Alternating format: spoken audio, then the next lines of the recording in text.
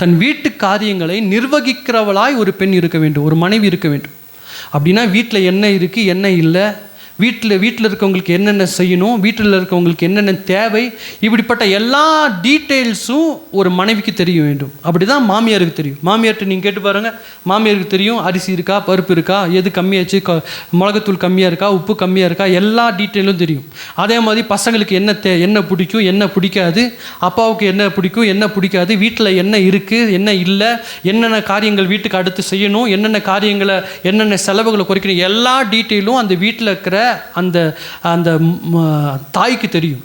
அப்போ மருமகள் என்ன பண்ணணும்னா, எப்படி ஒரு தாய் சகலத்தையும் அந்த வீட்டின் காரியங்களை நிர்வகிக்கிறாளோ, வீட்டை குறித்த தன்னுடைய குடும்பத்தை குறித்த சகல டீட்டெயிலும் அவளுக்கு தெரிஞ்சிருக்கிறதோ, ஒரு மனைவி அந்த வீட்டுக்குள்ள ஒரு பெண் மருமகள் போகும்போது அந்த மருமகளும் அப்படியே சகலவற்றையும் தெரிந்திருக்க வேண்டும்.